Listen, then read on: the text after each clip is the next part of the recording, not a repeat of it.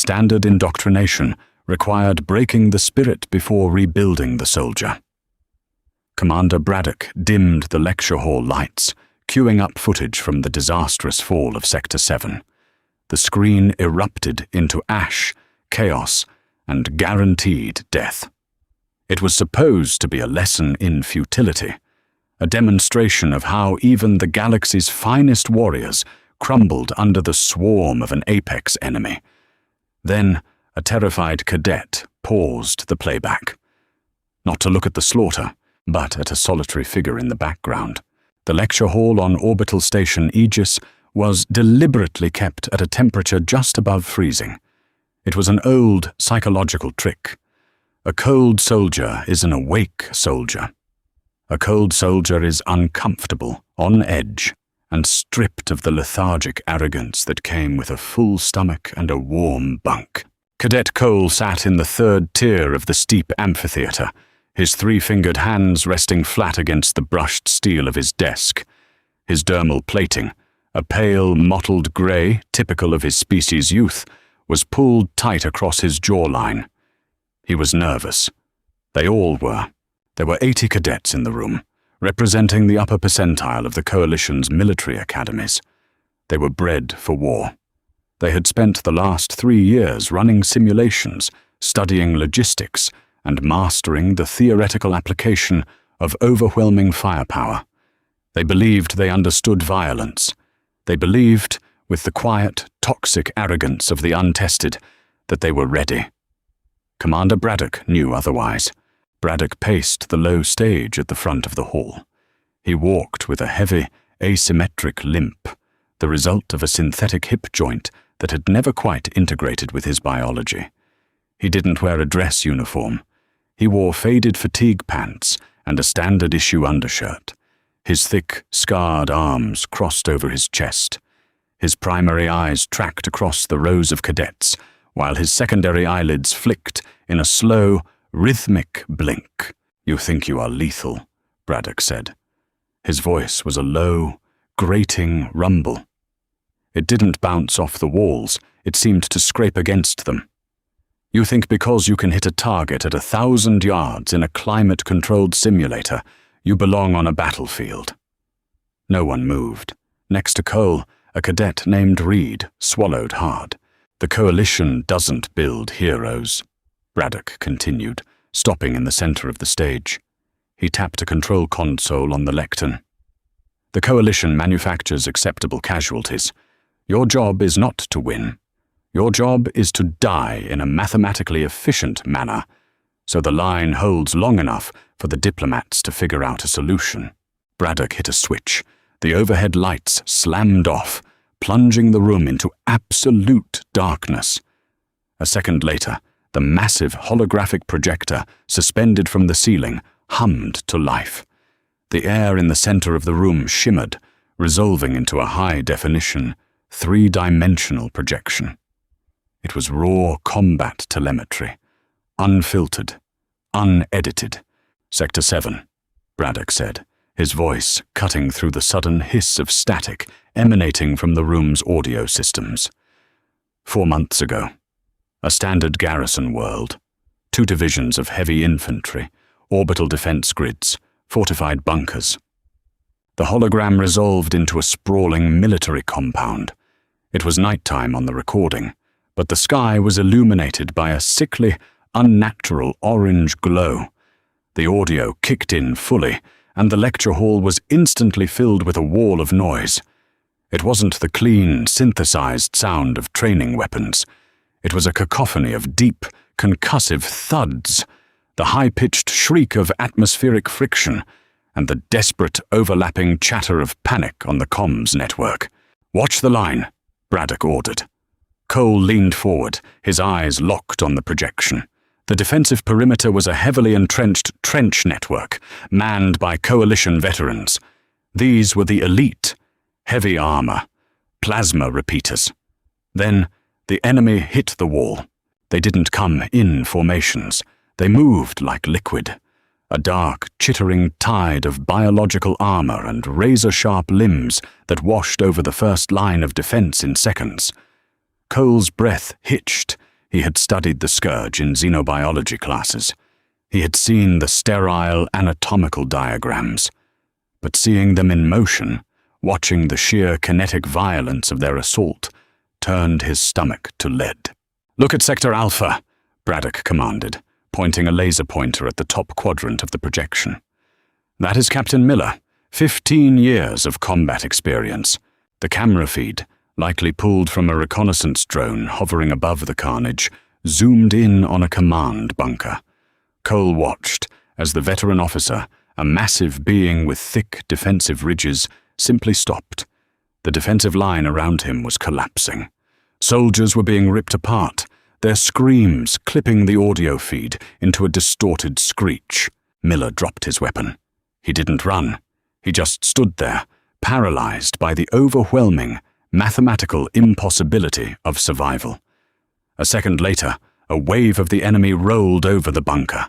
The feed briefly flashed with a spray of bright, fluorescent fluid before moving on. "Fear is a toxin," Braddock said, pacing in the shadows at the edge of the hologram.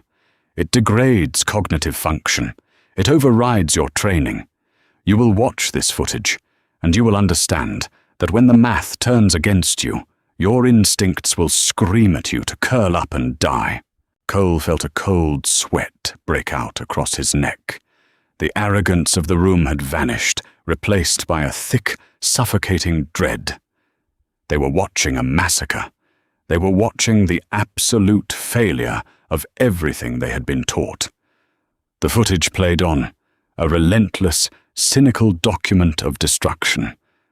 It was doing exactly what Braddock intended. It was breaking them.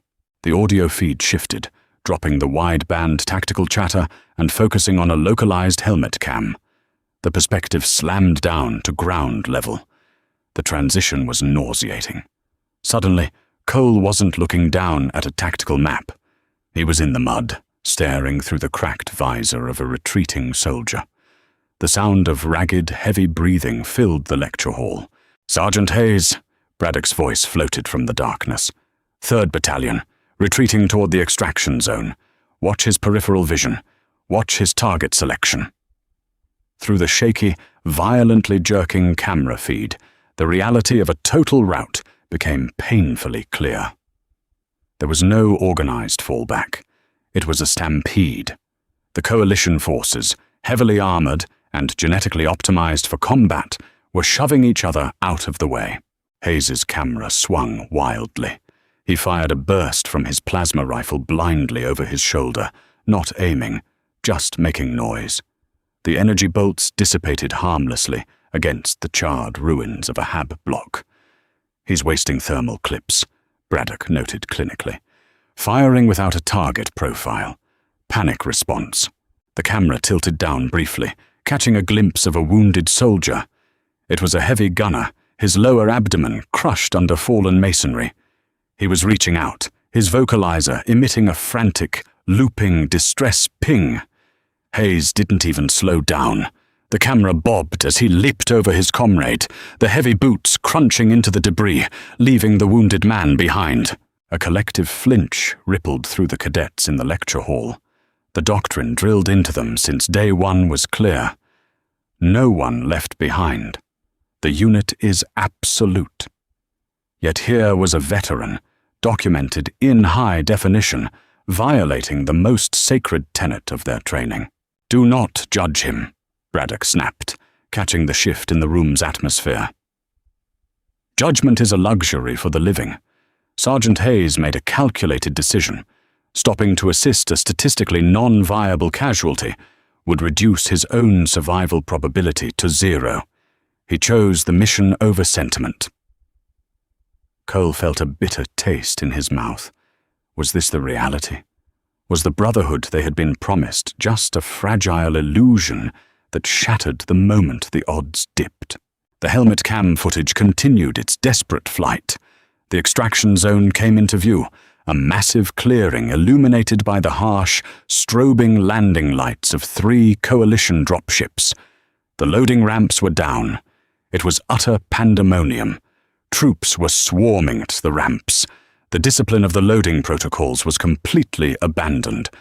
It was a terrifying crush of bodies, everyone desperate to put steel between themselves and the chittering nightmare closing in behind them. The perimeter defense around the dropships was non-existent. The heavy gun emplacements were unmanned. The soldiers who should have been laying down suppressing fire were instead fighting their way onto the transports. "Look at the defensive posture," Braddock said, his voice laced with heavy disgust. "They have surrendered the initiative. They are no longer soldiers. They are prey. They are waiting for the doors to close." Through Hayes's visor, Cole watched the edge of the clearing. The shadows at the tree line were moving.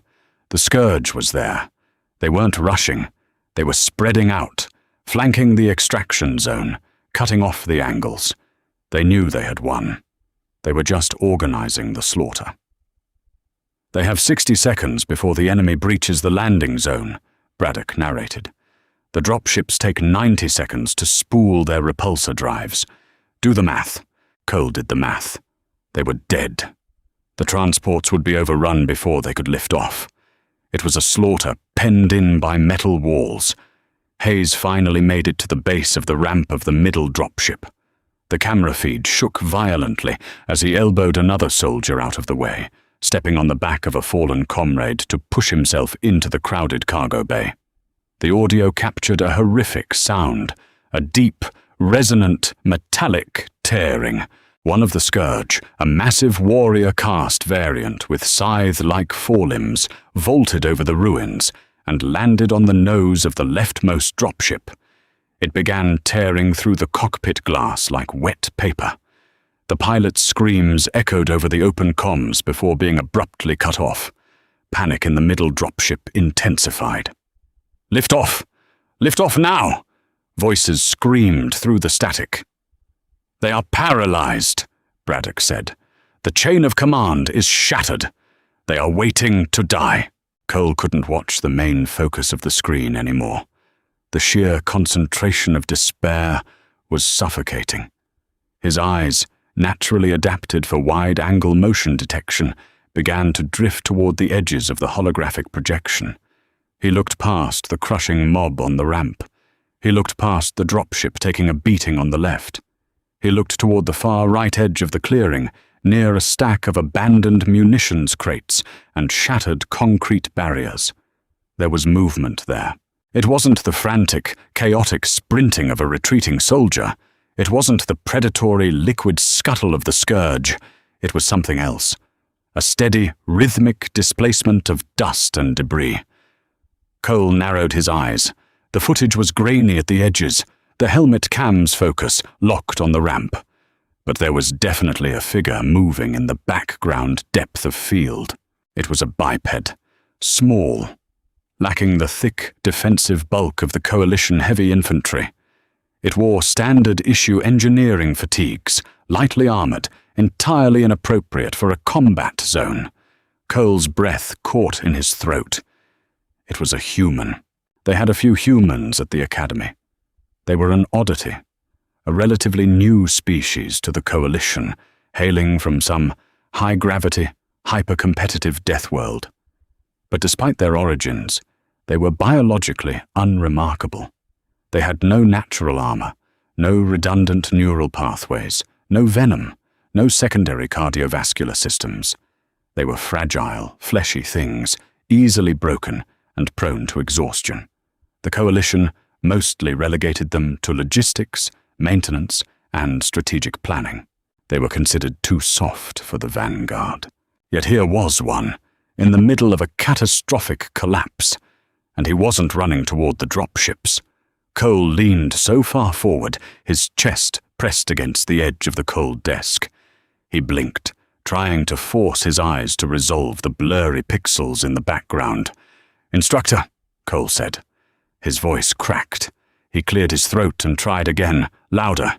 "Instructor Braddock." Braddock stopped his pacing. He turned his heavy head toward the third tier, his good eye narrowing. Interrupting a battle breakdown was a severe breach of protocol. "Cadet Cole," Braddock rumbled. "Unless you are currently suffering a medical emergency, you will hold your silence until the post-mortem analysis. Sir, respectfully, "I request you pause the playback," Cole said. His heart was hammering against his ribs. He could feel the eyes of the other 79 cadets shifting toward him. Reed shot him a terrified look, silently begging him to sit down and shut up. Braddock stared at him for a long, heavy second. The air in the room grew thicker. Finally, Braddock tapped the lectern. The deafening roar of the battle cut out instantly. The hologram froze, locking the frantic soldiers and the encroaching monsters into statues of light. "Explain," Braddock demanded softly. "Quadrant 4, sir. Far right edge of the tactical feed. Background depth." Cole pointed a trembling finger at the frozen image. Braddock didn't look at the screen. He looked at Cole, his expression unreadable. Then he tapped the controls. "Computer. Enhance and magnify Sector 4 Delta. Center on the anomaly." The hologram shifted. The massive crush of retreating soldiers at the dropship ramp slid out of frame. The perspective zoomed in on the stack of abandoned munitions crates. The image pixelated briefly before the station's processors scrubbed the interference, sharpening the focus. A collective intake of breath echoed through the lecture hall. It was a human. The name tape on his cracked, mud-smeared chest plate read, "Dawson." The scene frozen in the hologram defied every piece of tactical doctrine they had just spent an hour reviewing. The rest of the coalition forces were breaking their spines, trying to squeeze into the extraction shuttles. Dawson was walking the other way. He was moving away from the dropships, out of the relative safety of the extraction zone, and back toward the encroaching dark. "What is he doing?" Reed whispered, the silence in the room making the question sound like a shout. "Computer, resume playback at 1/4 speed. Mute audio," Braddock ordered. His voice lacked its usual sharp edge. It sounded almost reverent. The hologram began to move in agonizing slow motion. Dawson's armor was practically destroyed. His left shoulder pauldron was missing entirely, exposing a dark, wet stain on the fabric beneath. He was dragging his left leg slightly, a jagged piece of shrapnel embedded in the thigh plate. By all biological metrics, the pain should have incapacitated him. The shock alone should have shut down his nervous system. But his face, visible through a shattered visor, was completely slack. There was no panic. There was no wide-eyed terror. There was only a cold, terrifying emptiness. Dawson reached the stack of munitions crates. Standing behind the crates was a massive figure. It was Baxter, a Valyrian heavy gunner. Valyrians stood 8 feet tall and weighed over 600 pounds. Baxter was slumped against the concrete barrier, both of his lower legs severed at the knee by a plasma sweep. He was too heavy to carry. He was statistically non-viable. A dead man. In the slow-motion footage, Dawson crouched beside the massive alien. He didn't try to lift him. Instead, Dawson reached down and unclipped the Valyrian's primary weapon, a Mark IV rotary cannon. A murmur ripped through the classroom. The Mark IV was a crew-served weapon, designed to be mounted on a tripod or wielded by a species with exoskeletal support. It weighed nearly as much as the human did. Dawson didn't care. He hefted the massive weapon, the servos in his damaged armor whining in visible protest. He jammed the heavy ammunition belt into the feed tray. Then he braced his right boot against Baxter's chest plate, using the massive alien's weight as an anchor. Dawson hoisted the rotary cannon onto the concrete barrier. He pressed the heavy stock against his right shoulder. "Look at his posture," Braddock said quietly. He wasn't lecturing anymore. He was observing. The edge of the tree line erupted. A wave of the scourge broke through the shadows, charging directly toward the exposed flank of the dropships. There were dozens of them, a tidal wave of teeth and claws. Dawson opened fire. Even without audio, the visual violence of the rotary cannon was staggering. The muzzle flash illuminated the human's face in stark, strobing relief. The recoil of the weapon was immense.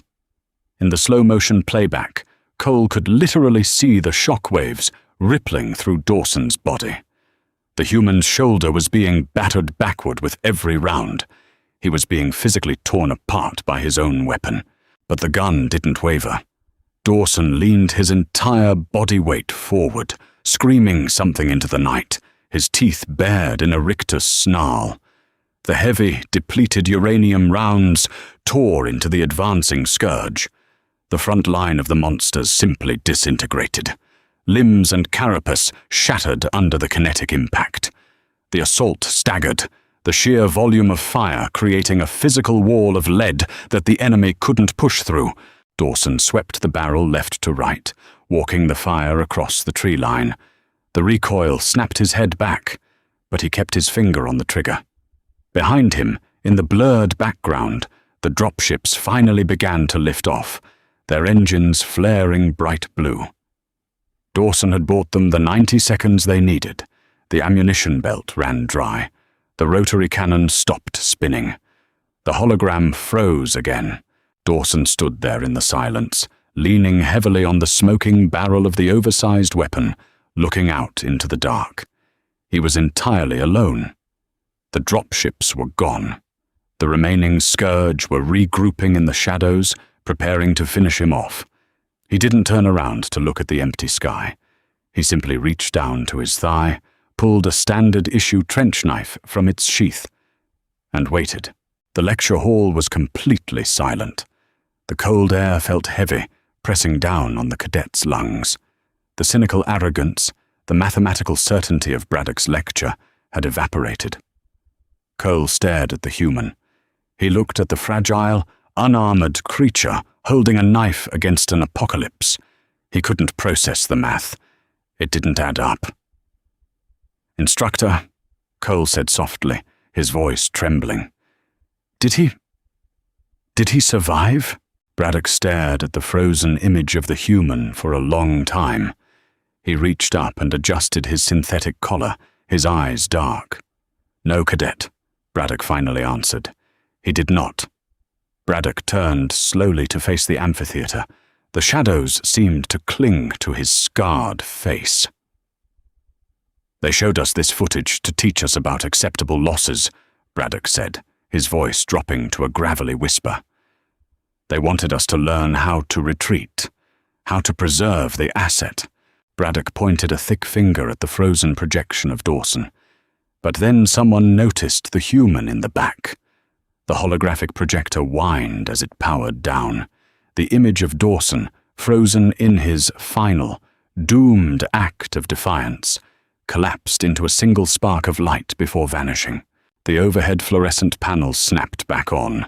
The harsh, sterile, white light of the lecture hall felt like a physical blow. Cole squinted, his compound eyes struggling to adjust after staring into the artificial night of Sector 7. The silence in the room was absolute. It was a heavy, suffocating quiet, broken only by the faint hum of the station's life support systems and the ragged breathing of 80 terrified cadets. Braddock didn't speak immediately. He stood at the edge of the stage, leaning heavily on his good leg, letting the weight of what they had just witnessed settle into their bones. He watched their faces. He watched the absolute shattering of their rigid, mathematical worldview. "You were taught that combat is an equation," Braddock finally said. His voice was no longer a harsh bark. It was dangerously soft. "You were taught that armor plating, weapon yield, and numerical superiority dictate the outcome. You were taught that when the odds drop below a 15% survival probability, a soldier will naturally regress to a self-preservation state." He paced slowly across the stage, the rhythmic thump, drag of his synthetic hip echoing against the steel walls. "Captain Miller regressed," Braddock continued. "Sergeant Hayes regressed.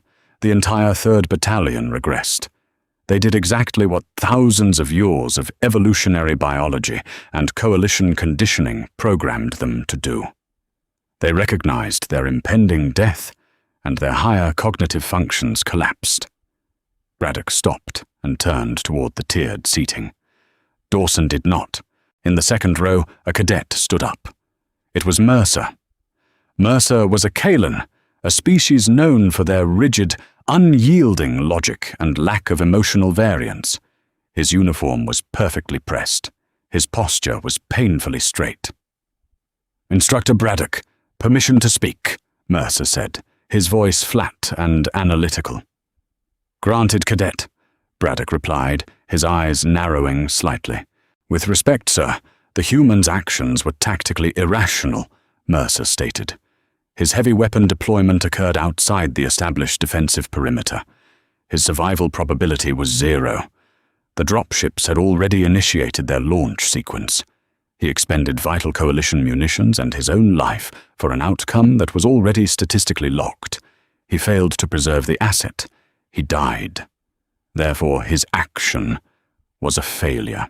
A murmur of uneasy agreement rippled through a few of the cadets. Mercer was simply stating the doctrine. It was exactly what the textbook said. Braddock didn't yell.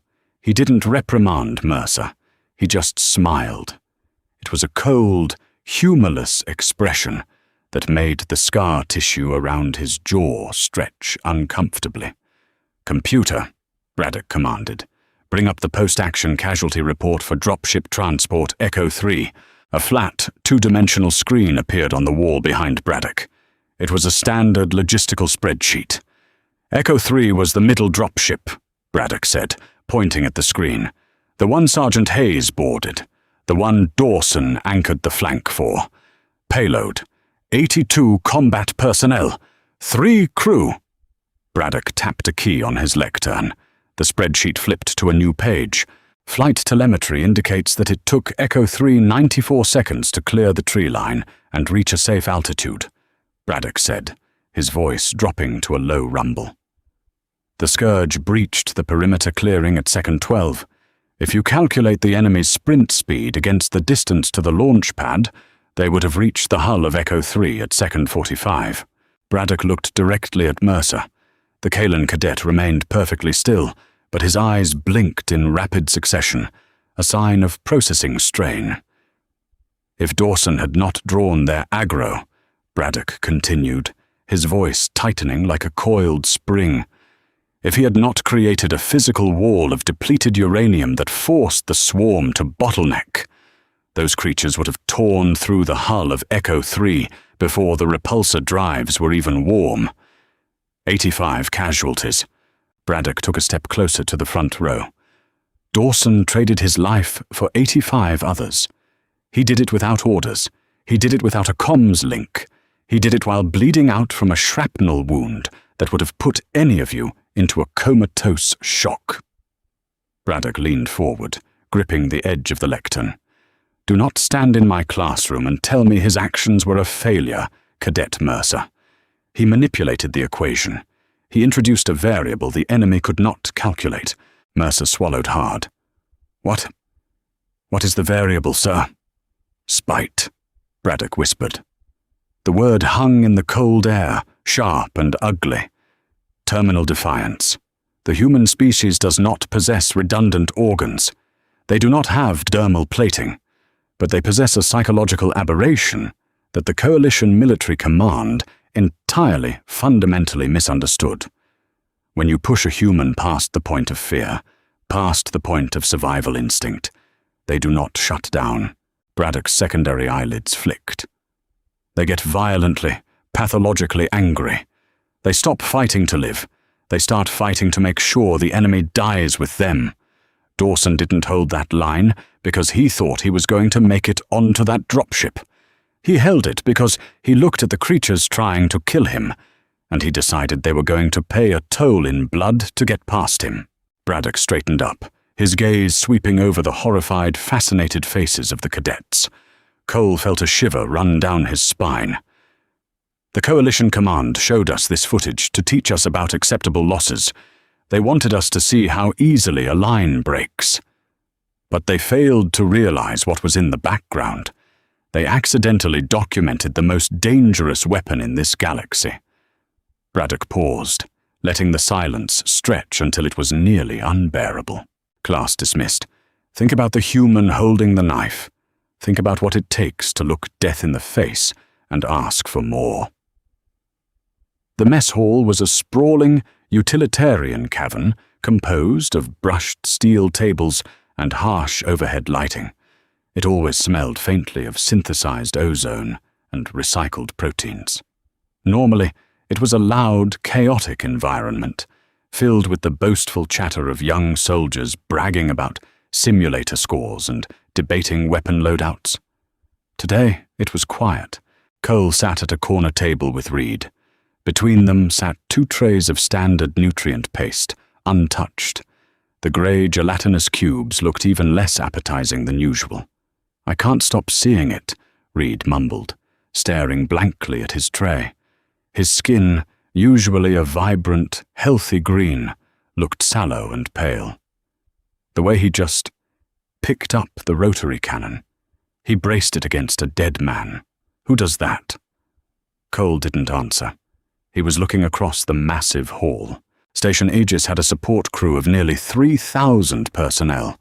About 200 of them were humans, mostly engineers, sanitation workers, and low-level quartermasters. Before today, Cole had barely noticed them. They were just part of the station's background noise. They walked with their heads down, wore stained grey coveralls, and complained endlessly about the ambient temperature. They were soft, fragile. Now, Cole looked at them and felt a cold prickle of unease. He watched a pair of human maintenance techs sitting 3 tables away. They were laughing about something, trading pieces of what looked like smuggled, real meat jerky. One of them, a heavy-set man with grease permanently embedded in the creases of his hands, leaned back and took a long drink from a metal canteen. He looked entirely mundane, entirely harmless, but Cole couldn't stop superimposing Dawson's face over his. He couldn't stop seeing the slack, dead-eyed expression of a creature that had accepted its own death and decided to turn itself into a weapon of mass destruction. "I need to know," Cole said abruptly, pushing his chair back. The metal legs scraped harshly against the deck plates. "Know what?" Reed asked, looking up in alarm. "Cole, where are you going?" "I need to understand how it works," Cole said. He picked up his tray and dumped the uneaten paste into the recycler chute. The instructor said it was spite. But that doesn't make tactical sense. Anger degrades accuracy. Anger clouds judgment. "They're death worlders, Cole," Reed whispered, glancing nervously around. "They're unstable. Just leave it alone." Cole ignored him. He walked out of the mess hall and headed down the long, curving corridor toward the lower engineering decks. The air grew warmer here, the pristine white walls of the upper station giving way to exposed pipes, heavy ventilation ducts, and the permanent smell of machine oil. He found exactly who he was looking for in Junction Bay 4. Garrett was a senior life support technician. He was a human in his late 40s, his hair thinning, his face lined with deep creases of exhaustion. He was currently lying on his back beneath a massive atmospheric scrubber, surrounded by a mess of loose wiring and heavy tools, cursing quietly in his native language. Cole stood awkwardly at the edge of the bay for a moment. He suddenly felt ridiculous. He was a genetically optimized cadet, bred for tactical supremacy, standing in a dirty hallway, about to ask a plumber for military philosophy. "If you're here to tell me Sector 3 is freezing again, you can take a number," Garrett said, without pulling himself out from under the machine. "The thermal regulators are shot. Requisitions won't give me the parts. I am not here about the temperature, Technician Garrett," Cole said formally. Garrett stopped working. He slid out from under the scrubber on a wheeled creeper, wiping his greasy hands on a rag. He looked Cole up and down, taking in the pristine cadet uniform, the perfect posture, and the nervous twitch of Cole's mandibles. "All right, cadet," Garrett sighed, sitting up and leaning against the metal housing of the scrubber. "What do you want? I'm off the clock in 10 minutes. Cole hesitated. He didn't know how to phrase it without sounding disrespectful or unhinged. He decided on the direct approach. "Have you seen the tactical telemetry from the fall of Sector 7? Cole asked. Garrett's hands stopped moving. The rag dropped onto his lap. The casual, tired demeanor vanished instantly. The lines in his face seemed to deepen, and his dark eyes locked onto Cole with a sudden, startling intensity. For a second, Cole saw a flash of the exact same emptiness he had seen in Dawson's eyes. "They're showing that to the cadets now?" Garrett asked. His voice had lost its gruff edge. It was dangerously quiet. "Yes," Cole said, forcing himself not to take a step back. "Instructor Braddock showed it to us this morning. The unedited footage. The human in the background." Garrett stared at him for a long time. Then he looked down at his grease-stained hands. He let out a slow, heavy breath. "Dawson," Garrett said. The name sounded heavy in his mouth. "You knew him?" Cole asked, his eyes widening. "Knew him?" "Yeah. We drank in the same cantina back on Saul's station. He was a structural engineer before he enlisted," Garrett said. He picked up a heavy wrench and began turning it over and over in his hands, staring at the scarred metal. "He wasn't a hero, kid. He complained about his boots. He missed his dog. He was terrified of deployment. Then why?" Cole blurted out. The question had been burning a hole in his mind for hours. Why didn't he run? Why did he pick up the rotary cannon? Our training dictates that survival is paramount. When the extraction zone was compromised, he should have attempted to conceal himself. He chose certain death. It is mathematically illogical. Garrett let out a short, bitter laugh. He threw the wrench onto the deck. The heavy clatter echoed loudly in the confined bay. "Mathematically illogical," Garrett repeated, shaking his head. "You coalition types and your damn math. You think you can put a number on everything. You think a battlefield is just a giant spreadsheet." Garrett stood up. He wasn't a tall man. He barely reached Cole's chest. But as he stepped closer, Cole felt a strange, oppressive gravity radiating from him. "You want to know why he did it?" Garrett asked, jabbing a thick finger into Cole's chest plate. "Because the math changed. Dawson was dead the second that defensive line broke. He knew it. The Scourge knew it. But here's the thing about humans, Cadet. We hate losing. We hate it so much it burns." Garrett turned and leaned his arms against the railing, overlooking the lower maintenance shafts, looking down into the dark. "When you realize you're dead," Garrett continued softly, "when you realize there is absolutely no scenario where you get to go home, a switch flips, the fear burns out, and all that's left is the bill." "The bill?" Cole repeated, confused. "The price," Garrett said, looking over his shoulder. Dawson knew they were going to kill him, but he decided, right then and there, that he was going to make it the most expensive kill in the history of the Scourge.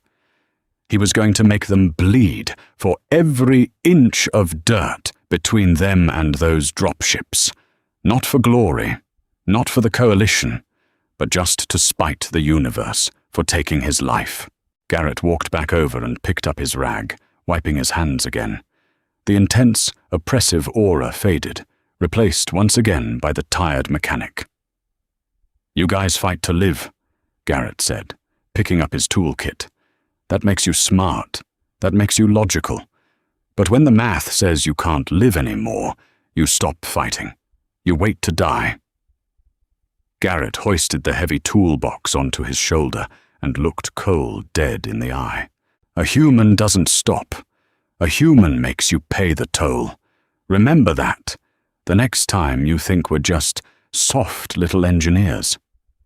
Garrett turned and walked down the corridor, leaving Cole alone in the humming warmth of the junction bay. Cole stood perfectly still for a long time, the mechanic's words echoing in his mind. He realized then that Braddock was right. The Coalition hadn't just documented a tragedy. They had captured the exact moment humanity proved they didn't belong in the logistics core. They belonged in the vanguard, and God help anything that stood in their way. The simulated rain tasted like ozone and copper. It was a detail the coalition programmers had added to maximize psychological discomfort. Cole lay in the mud of the trench, his compound eyes blinking rapidly to clear the artificial water from his vision. His tactical HUD was a Christmas tree of flashing red warnings. Ammunition, 18%. Squad integrity, 40%. Survival probability, 3.2%. It was the final evaluation of their third year. Simulation Alpha 9. The objective was officially listed as Strategic Defense and Orderly Fallback. The unofficial name among the cadets was simply the Grinder. It was designed to be unwinnable. It was designed to measure how long they could maintain discipline before the survival instinct took over and the squad broke.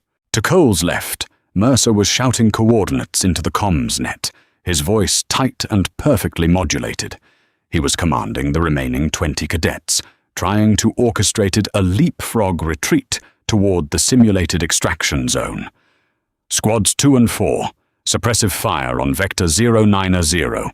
Squad 3, displace and fall back to defensive line Beta. Execute in 3, 2. A simulated mortar shell slammed into the trench line. The concussive wave threw Cole against the mud wall. When the digital smoke cleared, Squad 3 was gone. Their biometric markers on Cole's HUD flatlined simultaneously. The enemy AI, a brutally efficient mimicry of the Scourge swarm tactics, didn't pause. The dark, chittering mass of bioengineered armor crested the ridge in front of them. The math was actively collapsing. Fallback compromised, Mercer calculated aloud, his Kalen logic circuits audibly grinding. Rerouting. Squad 2. Abandon heavy weapons. Maximize mobility. We must preserve remaining assets. Cole looked at the extraction zone on his tactical map. It was 2 kilometers away.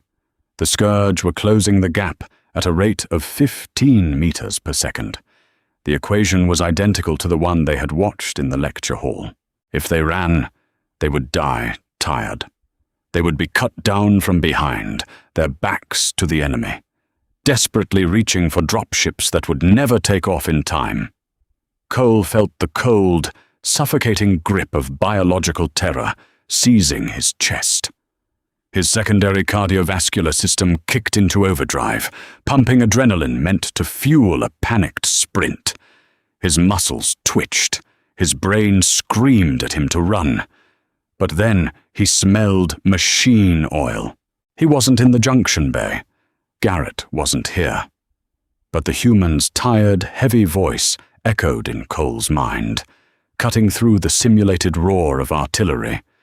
When the math says you can't live anymore, you stop fighting to live. You wait to die. Or you make them pay the toll. Cole looked at the heavy plasma repeater mounted on the trench parapet. Squad 2 was currently unbolting it, preparing to abandon the weapon to increase their sprint speed. "Leave it," Cole ordered. His voice sounded strange. It wasn't the sharp, disciplined bark of a coalition cadet. It was a low, jagged growl. Mercer whipped his head around, his perfect posture ruined by the cramped trench. "Cadet Cole, you are out of order. Doctrine dictates we strip weight and—" "Doctrine is a luxury for the living, Mercer," Cole snapped, repeating Braddock's words. He shoved past a terrified cadet and slammed his hands onto the grips of the plasma repeater. "We are already dead." "Negative. Survival probability is currently 2.8%. "It is non-zero," Mercer argued, his eyes flashing rapidly. "If we initiate a synchronized sprint, they will run us down in 80 seconds, Cole said. He locked the heavy weapon back into its mount and slammed a fresh thermal cell into the receiver. "Look at the telemetry. Look at the speed. We aren't going to make it." Reed, crouched next to Cole, looked at the HUD. The green alien's skin was practically grey. "He's right, Mercer. The math is broken." "Then what is your tactical proposal, Cadet Cole?" Mercer demanded, the panic finally beginning to bleed through his flat tone. "We break the math," Cole said. He didn't wait for permission. He didn't wait for a synchronized countdown. Cole depressed the firing stud. The heavy plasma repeater roared to life, spitting blinding bolts of superheated gas into the advancing swarm. The recoil shook Cole's entire upper body, vibrating his dermal plating until his teeth ached. He didn't aim for maximum efficiency. He didn't fire in disciplined, 3-round bursts to conserve the barrel's heat. He held the trigger down. "Reed!" Cole screamed over the deafening noise. "Get the incendiary charges, all of them. Strip them from the casualties." Reed hesitated for a fraction of a second, his conditioning fighting a war against Cole's sheer, irrational momentum. Then the conditioning snapped. Reed scrambled through the mud, pulling heavy, disc-shaped explosives from the harnesses of the digitally dead cadets. "You are violating the parameters of the exercise," Mercer yelled, crouching low as enemy fire began to chew the top of the trench into a fine dust. "You are ensuring a 0% survival rate." "I am ensuring a 100% casualty rate for everything cresting that ridge," Cole roared back. It hurt. Cole's biology was actively punishing him for his defiance. His nervous system was demanding flight, flooding his blood with cortisol. To stay planted in the trench, to deliberately draw the attention of the swarm, required a psychological tearing that Cole had never experienced. He was emulating human spite, and it felt like swallowing broken glass. But it was working. The swarm, programmed to exploit the moment of retreat, suddenly stalled. The AI was built to hunt fleeing prey. It wasn't programmed to process a heavily entrenched vanguard unit, deciding to commit tactical suicide. The physical wall of plasma fire bottlenecked the advance. "Charges ready!" Reed yelled, his arms full of the heavy explosives. "Prime them. 3-second timers," Cole ordered. His repeater was glowing a dangerous cherry red. The heat warning on his HUD was screaming. "When the barrel melts, we don't fall back. We go over the top." Mercer stared at him. "Over the top? That is madness." "No," Cole said, his mandibles flaring in a terrifying, unfamiliar expression that closely resembled a human smile. "That is the toll." The plasma repeater finally gave out with a catastrophic hiss, the barrel warping and fusing solid. Cole didn't hesitate. He grabbed 2 incendiary charges from Reed. He didn't look back at the extraction zone. He didn't look at his survival probability. He looked at the swarm. "With me!" Cole screamed. He vaulted over the lip of the trench, charging directly into the chittering nightmare. He only made it 12 steps. The sheer volume of fire and claws from the simulated swarm tore through Cole's digital armor in seconds. The pain feedback in his suit spiked violently, simulating the trauma of a dozen lethal wounds. His HUD went instantly, violently dark, replaced by a massive, flashing red text. KIA. The simulation restraints locked, freezing his suit in place. He was dead, but through the audio feed he could hear the rest of the battle. He heard Reed scream a battle cry that sounded entirely un-alien, followed by the massive, concussive thumps of incendiary charges detonating at point-blank range. He heard Mercer. The rigid, logical Kalen wasn't reciting coordinates anymore. He was shrieking in sheer, unadulterated rage, the sound of his standard-issue rifle firing on full auto until the magazine ran dry. Then there was the heavy thud of hand-to-hand combat, the sickening crunch of synthetic carapace, the desperate, violent sounds of cadets who had abandoned the hope of survival and embraced the absolute certainty of mutual destruction. They didn't last long. The audio feed cut out, piece by piece, as the remaining cadets were systematically slaughtered. When the final scream died away, the simulation pod hissed. The heavy metallic lid cracked open, letting in the harsh, sterile light of the training center. Cole gasped, his real lungs desperate for air that didn't taste like digital ozone. He ripped his helmet off, his hands shaking violently. He was soaked in sweat. His heart was hammering a frantic, terrifying rhythm against his ribs. Around him, the other pods were opening. Cadets were pulling themselves out, vomiting onto the grated floor, weeping or just staring blankly at the ceiling. The psychological toll of overriding their core biological programming had physically wrecked them. Cole leaned over the edge of his pod, his muscles cramping. He wiped the spit from his jaw and looked up. Commander Braddock was standing on the observation gantry overhead, his hands clasped behind his back. He wasn't alone. Standing next to him was a human. The human wasn't wearing the stained grey coveralls of the maintenance decks. He was wearing the deep, matte black armor of the Coalition Vanguard Command. The armor was heavily scarred, the chest plate bearing the unmistakable, jagged scorch marks of scourge plasma fire. The human was missing his left arm from the elbow down, the stump capped with a simple, utilitarian steel prosthetic. His hair was completely grey, cut down to the scalp, and his face looked like it had been carved from weathered stone. Braddock looked down at the physical wreck of his class. He didn't look angry. He looked vindicated. "Time of total squad elimination." Braddock's voice echoed through the massive chamber, amplified by the PA system. 34 minutes and 12 seconds.